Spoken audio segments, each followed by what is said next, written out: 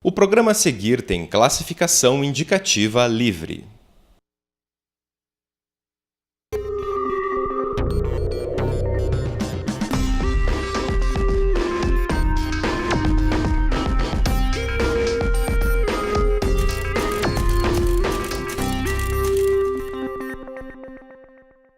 Olá, seja muito bem-vindo. O FPR Notícias está começando. Os calouros 2015 da Universidade Federal do Paraná já foram selecionados. Na segunda-feira, foram divulgados os nomes dos aprovados pelo SISU e também no vestibular pioneiro para graduação em letras, com licenciatura e bacharelado em Libras. 30% das vagas em mais de 100 cursos da UFPR foram preenchidas na última segunda-feira. Com o resultado da primeira chamada do SISU, divulgado pelo Ministério da Educação, os cursos finalmente conheceram todos os seus novos alunos. O balanço é positivo, no sentido que nós tivemos dois processos em paralelo, concorrendo para a ocupação das vagas, e a nossa expectativa agora está na efetiva ocupação das vagas. Diferentemente dos últimos anos, a nota do Enem não valeu 10% da nota final do vestibular. Já as vagas para o Sistema de Seleção Unificado, que antes eram de 10% do total, passaram para 30%. Mesmo assim, esse aumento da importância do exame no processo seletivo da universidade não é definitivo. Na realidade, nós estamos realizando análise, nós não temos ainda os dados que nos permitam fazer tomar uma decisão de chegar à decisão de que nós encontramos o ponto de equilíbrio ideal. Somente após esse balanço inicial que a gente tem condições de fazer uma avaliação a respeito da medida certa da utilização do SISU e do processo seletivo interno da universidade. Os números impressionam. Neste ano, mais de 85 mil candidatos se inscreveram para as 1.977 vagas ofertadas, superando de longe os 67 mil do ano anterior. Os cursos mais procurados foram de Direito Noturno, Administração e Medicina, com mais de 4.500 candidatos cada. Outra novidade nos processos seletivos deste ano foi a criação de um novo curso. A UFPR foi pioneira a oferecer a graduação de letras com habilitação na língua brasileira de sinais. Hoje não é a inauguração, mas é sem dúvida nenhuma o dia do convite para a inauguração, porque estes convidados de hoje que se sentarão à mesa para realizar aquela missão sonhada ao longo de toda esta caminhada que eu já citei.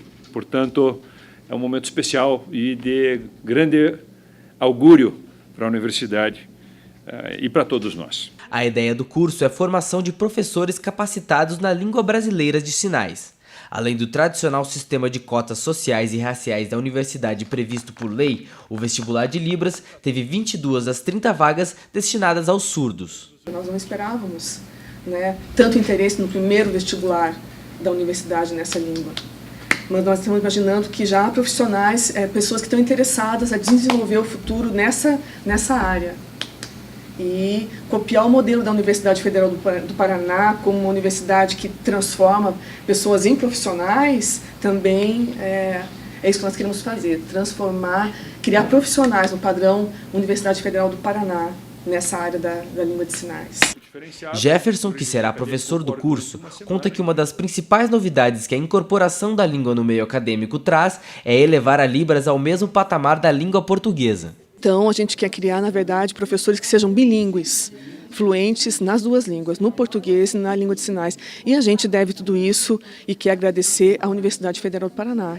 Assim como o português, a língua brasileira de sinais é uma identidade dos brasileiros e a principal forma de comunicação para muitas pessoas. Já estava mais do que na hora desse curso integrar a formação universitária dos professores para atender uma grande parcela da população e da comunidade brasileira que não tinha a sua, vou usar voz no sentido metafórico aqui, mas a sua língua aceita e reconhecida como uma área de interesse, não só de interesse público, mas de interesse de formação acadêmica.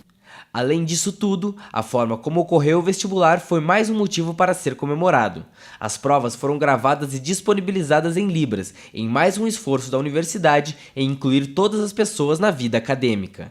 É a primeira vez que o curso sai das salas e dos gabinetes onde ele foi discutido e formulado e chega e se apresenta à comunidade externa da universidade na sua forma mais receptiva possível. Em alguns anos, quando os primeiros alunos do curso de Libras se graduarem, uma nova janela para toda a população surda estará aberta, com mais professores capacitados a promover a educação. É formar alunos que sejam modelos profissionais no futuro em professores de língua de sinais, para depois transmitir esse conhecimento para a universidade. Um dossiê publicado na última edição da revista Letras ganhou repercussão internacional. O periódico é ligado aos cursos de graduação e pós-graduação em letras da UFPR. O dossiê trata do importante filósofo e ensaísta português Eduardo Lourenço. São artigos científicos que tiveram como base o evento promovido pelo Centro de Estudos Portugueses da UFPR. A avaliação positiva do material veio do blog Ler Eduardo Lourenço, mantido pela Fundação Calouste Gulbenkian, de Portugal. Um grupo de pesquisadores da UFPR está desenvolvendo equipamentos que usam redes sem fio para ajudar pacientes. A ideia é melhorar a comunicação entre os doentes e os médicos. Este aparelho, conectado ao corpo de uma pessoa doente, é capaz de enviar uma mensagem para o médico caso algo não esteja bem. Para pacientes com epilepsia, essa imagem no computador pode indicar um ataque. O equipamento foi desenvolvido por estudantes e pesquisadores da UFPR e usa sistemas de rede sem fio para ajudar pessoas com vários tipos de doença.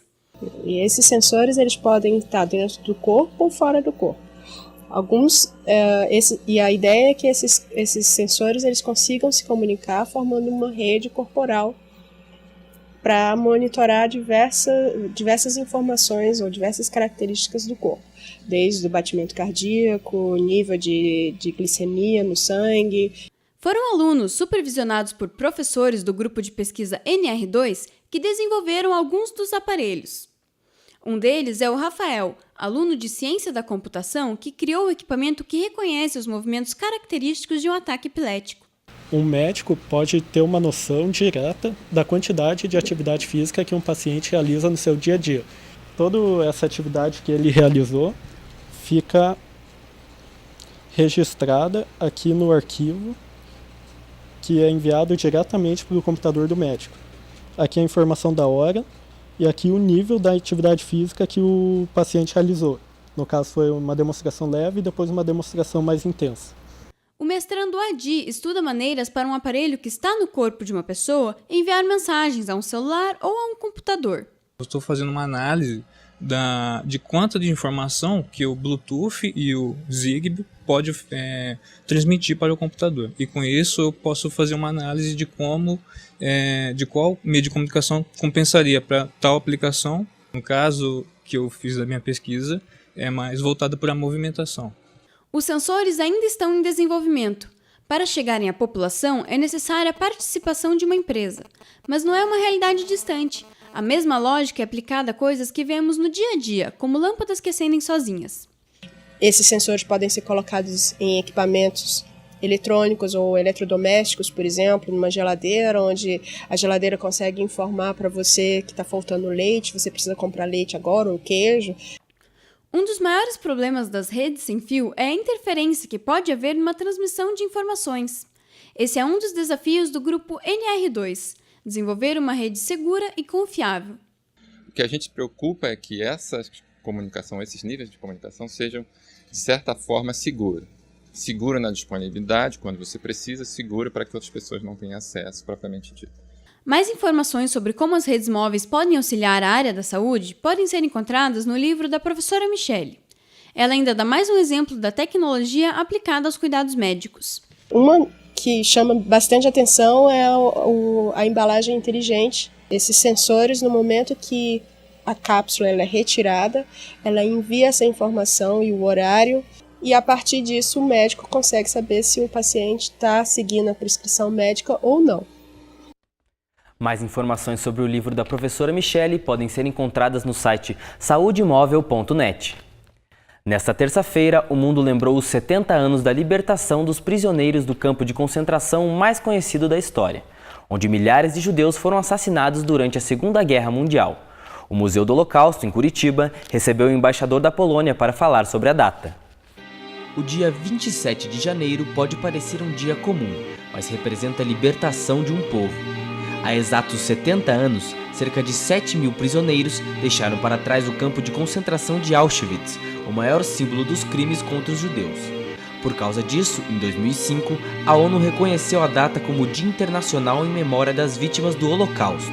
E foi escolhido esse dia, 27 de janeiro, porque nesse dia, em 1945, as tropas soviéticas libertaram o campo de extermínio de Auschwitz, que foi o maior e mais terrível campo de extermínio que os nazistas montaram com o seu plano de exterminar o povo judeu, não só os judeus, né? Também foram exterminados pessoas com deficiências físicas, homossexuais, negros, ciganos, testemunhas de Jeová, muitos religiosos católicos também foram exterminados nesses campos. Enfim, todos aqueles que a ideologia nazista achava que eram inferiores ou que eram negativos para o regime. Em Curitiba, é possível relembrar a data de maneira especial. Isso porque, há 3 anos, foi construído o primeiro museu do Holocausto do Brasil. O local recebe cerca de 600 visitantes por semana e conta com um dos mais completos acervos do mundo sobre o assunto. A importância de um museu como esse é não apenas mostrar o que aconteceu no passado, mas principalmente alertar para que a gente não permita que coisas desse tipo aconteçam novamente, porque essas coisas, como aconteceu na Europa, começam de uma forma muito lenta e gradual, as pessoas não se dão conta, né, e de repente estão envolvidas nesse tipo de processo. Então nós temos que ficar espertos, né, e identificar quais são essas ideologias e movimentos que de fato não respeitam o ser humano. Uma tragédia que não pode ser esquecida. Por mais doloroso que seja para quem perdeu seus antepassados, o Holocausto está para sempre marcado na história da humanidade. E todas as memórias presentes neste museu servem não apenas para documentar os fatos, mas também para evitar que massacres dessa natureza ocorram novamente. Infelizmente, em muitos lugares do mundo, né, não somente na Europa, nós temos movimentos, pessoas, países, governos, grupos que continuam botando suas ideologias e religiões à frente das questões humanas e acham que têm o direito de matar ou exterminar ou aniquilar aqueles que não professam as mesmas crenças que eles, né? Isso pode-se falar dos neonazistas da Europa, como de grupos extremistas que existem no mundo inteiro, infelizmente. E nesta terça-feira, a programação contou com a visita do embaixador polonês no Brasil. Emocionado, ele acompanhou de perto todo o material do museu. Tive um enorme prazer de poder estar com os irmãos nossos judeus aqui no museu. Aliás, um museu lindo, muito bem feito. Acho que todo jovem deveria visitar esse museu para aprender um pouco sobre a história universal e aprender principalmente um fato de que nós estamos homenageando os mortos e os sobreviventes, mas na realidade o que deve ser feito é tudo possível para que isso não aconteça novamente, né? As memórias estão ali e o passado não será esquecido. Mais do que uma data de lamentação, o dia 27 de janeiro significa liberdade e a restauração da fé na humanidade. O FPR Notícias está terminando. Acompanhe este e outros programas por meio de nossas redes sociais. A gente se vê de novo aqui na sexta-feira. Até lá!